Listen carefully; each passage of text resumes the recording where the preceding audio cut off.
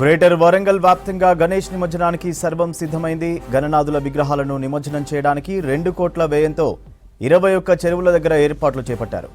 దేశాయిపేట, చిన్నవడ్డేపల్లి, ఉరుసు రంగసముద్రం, ఖిలా వరంగల్, అగుర్తు, రంగసాయిపేట, బెస్తం చెరువు, మామునూరు చెరువు, గొర్రెకుంట, కట్టమల్లన్న, కాజీపేట బంధం చెరువు, హన్మకొండ, సిద్ధేశ్వరం గుండం, హసన్పర్తి పెద్ద చెరువు, మడికొండ, భీమారం చెరువుల దగ్గర క్రెయిన్లను ఏర్పాటు చేశారు. వరంగల్ జిల్లాలో 15, హన్మకొండలో 11 చెరువుల దగ్గర క్రెయిన్లను అందుబాటులో ఉంచారు. జీడబ్ల్యూఎంసీ ఆధ్వర్యంలో చెరువుల దగ్గర తాగునీరు, భోజనం ఏర్పాట్లు చేశారు అధికారులు. 24 గంటల పాటు పారిశుద్ధ్య పనుల కోసం 1000 మంది శానిటేషన్ వర్కర్లను చెరువుల దగ్గర ఉంచారు. భక్తుల భద్రత కోసం విద్యుత్ దీపాలు, సీసీ కెమెరాలు ఏర్పాటు చేయడంతో పాటు 2500 మంది పోలీసులతో భద్రత ఏర్పాటు చేశారు ఉన్నతాధికారులు. చెరువుల దగ్గర తెప్పలు, గజ ఈతగాళ్లను సైతం అందుబాటులో ఉంచారు. ఇక భారీ వాహనాలను నగరంలోకి రాకుండా చర్యలు తీసుకుంటున్నారు. గణపతి నిమజ్జనం పూర్తయ్యాకే సిటీలోకి హెవీ వెహికల్స్ ను అనుమతించనున్నారు. రైట్, మరిన్ని డీటెయిల్స్ కృష్ణమోహన్ అందిస్తారు. కృష్ణమోహన్, వరంగల్లో గణేష్ నిమజ్జనాలకు సంబంధించి అప్డేట్స్ ఏంటి? సూర్య, గణేష్ నిమజ్జనానికి సంబంధించి సర్వం సిద్ధమైందని చెప్పొచ్చు. మొత్తం గ్రేటర్ వరంగల్ పరిధిలో కూడా గత ఏడాదితో పోలిస్తే ఈసారి వినాయక విగ్రహ ప్రతిష్టలు కావచ్చు అత్యంత వైభవంగా గణనాథుడి నవరాత్రులను నిర్వహించారు. ఈరోజు 9 రోజుల పాటు నవరాత్రులకు సంబంధించినటువంటి పూజలు అందుకున్న విఘ్నేశ్వరుడు ఈరోజు సాయంత్రం వరకు నిమజ్జనానికి సంబంధించినటువంటి ప్రక్రియ అంతా కూడా జరుగుతుంది. అయితే ఉదయం మరికొద్దిసేపట్లోనే చిన్న విగ్రహాలకు సంబంధించినటువంటి నిమజ్జనానికి వస్తాయి. అయితే భారీ విగ్రహాలకు సంబంధించి మాత్రం సాయంత్రం తర్వాత శోభాయాత్రగా నిమజ్జన పాయింట్ల వద్దకు వస్తాయి. మొత్తం 21 చోట్ల గ్రేటర్ వరంగల్ పరిధిలో నిమజ్జనానికి సంబంధించినటువంటి ఏర్పాట్లు చేశారు. ఈ చెరువుల దగ్గర కూడా కొన్ని భారీ విగ్రహాలు, అదేవిధంగా మీడియం సైజులో ఉన్నటువంటి విగ్రహాలు కొన్ని చెరువులు, తర్వాత చిన్న సైజు ఉన్నటువంటి చిన్న చెరువుల దగ్గర విగ్రహాలకు సంబంధించి నిమజ్జనానికి ఏర్పాటు చేశారు. ప్రస్తుతం 21 చోట్ల కూడా 28 క్రెయిన్లను కూడా అందుబాటులో ఉంచారు. అదనంగా కూడా స్పేర్లో కూడా కొన్ని క్రెయిన్లను కూడా సిద్ధంగా ఉంచడం చేశారు. అయితే ఈసారి వరంగల్ గ్రేటర్ పరిధిలో చూస్తే లాస్ట్ ఇయర్ తోటి పోలిస్తే ఈసారి వినాయకుల మండపాలు కూడా పెరిగాయి. విగ్రహాలకు సంబంధించినటువంటి సైజులు కూడా చాలా భారీగా ఏర్పాటు చేసి ఘనంగా నిర్వహించారు కాబట్టి దానికి తగ్గట్టుగా అయితే ఏర్పాట్లు చేశారు. ప్రభుత్వం జీడబ్ల్యూఎంసీ పరిధిలోనే 2 కోట్ల రూపాయలతోటి దీనికి సంబంధించినటువంటి ఏర్పాట్లన్నీ కూడా చేసింది. ఈ 21 చెరువుల దగ్గర కూడా క్రెయిన్లను ఏర్పాటు చేయడం, అదేవిధంగా విద్యుత్ లైట్లను ఏర్పాటు చేయడం, తాగునీరు, తర్వాత బల్లకట్టలు ఏర్పాటు చేశారు. వాటిని తెప్పలుగా మనం పిలుస్తుంటాం.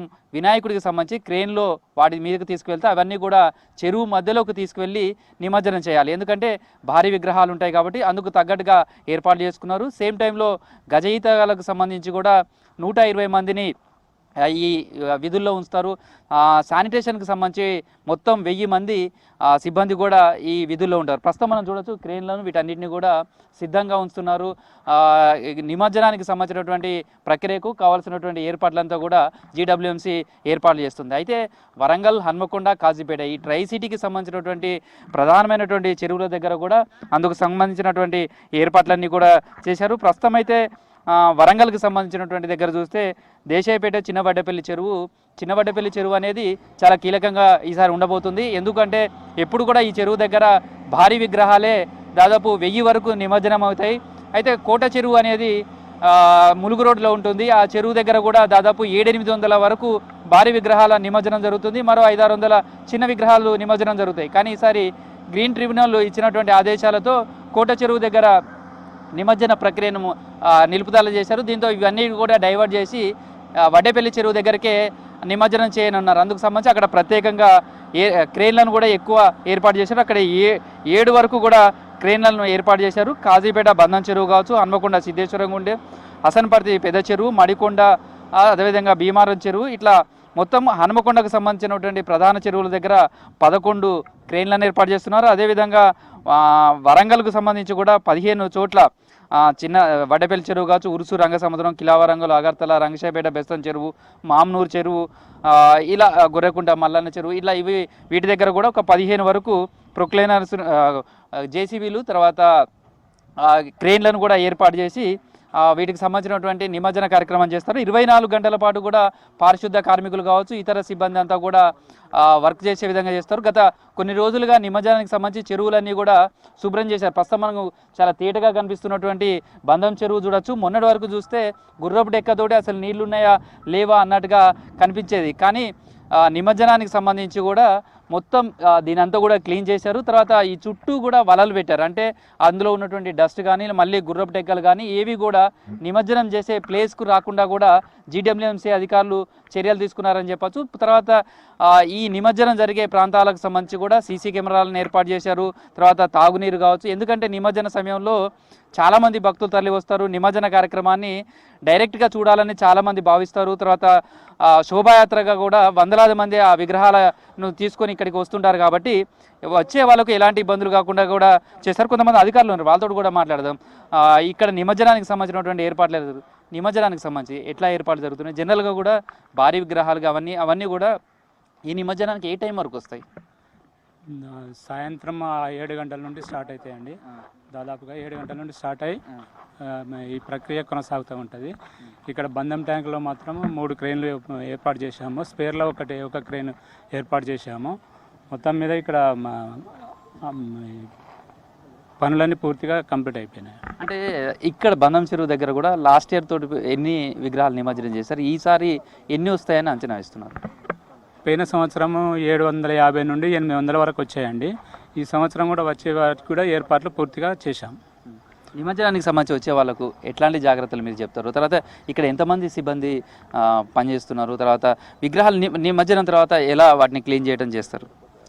జాగ్రత్తలు అంటే ఇప్పుడు మన పోలీస్ ఫోర్స్ ఉంటుంది, మున్సిపల్ స్టాఫ్ ఉంటుంది, అందరూ ఎండోమెంట్ డిపార్ట్మెంటు, ఆర్ఎండ్బి, ఆల్ డిపార్ట్మెంట్స్ డిస్ట్రిక్ట్ ఆధ్వర్యంలో, కలెక్టర్ గారి ఆధ్వర్యంలో మేము అన్ని ఏర్పాట్లు చేయడం జరిగింది.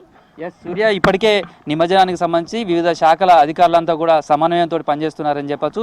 ఇటు ఇరిగేషన్కి సంబంధించి క్రేన్లను ఏర్పాటు చేస్తుంది, జీడబ్ల్యూఎంసీకి సంబంధించి కావాల్సినటువంటి సౌకర్యాలు ఏర్పాటు చేస్తుంది, దేవాదాయ శాఖకు సంబంధించినటువంటి మరిన్ని కార్యక్రమాలు, ఇట్లా వివిధ శాఖలకు సంబంధించిన సమన్వయం చేస్తున్నారు. ఇప్పటికే జిల్లా కలెక్టర్లకు సంబంధించి ఇది గ్రేటర్ పరిధిలో 2 కలెక్టర్లు ఉంటారు కాబట్టి 2 కలెక్టర్లు, అదేవిధంగా పోలీస్ కమిషనరు, ఇతర పోలీస్ విభాగాలు, వివిధ శాఖలకు సంబంధించినటువంటి ఇప్పటికే సమన్వయ సమావేశాలు ఏర్పాటు చేయడం, క్షేత్రస్థాయిలో పర్యటనలు చేయడం, తర్వాత అక్కడ నిమజ్జన సమయంలో కూడా ఎలాంటి ఇబ్బందులు లేకుండా చర్యలు తీసుకున్నారు. ఎందుకంటే సాయంత్రం 5-6 తర్వాతనే భారీ విగ్రహాలకు సంబంధించినటువంటి శోభాయాత్రలు ప్రారంభమవుతాయి.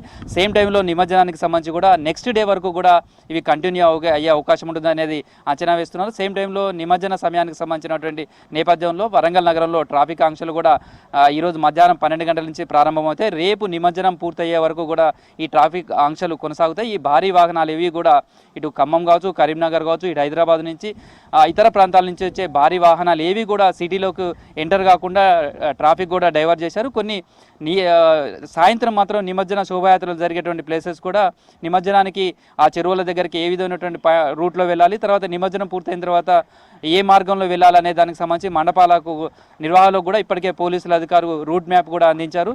మొత్తానికైతే నిమజ్జనానికి సంబంధించినటువంటి ఏర్పాట్లన్నీ కూడా వరంగల్ మహానగరంలో పూర్తి అయ్యాయని చెప్పుకోవచ్చు. సూర్య.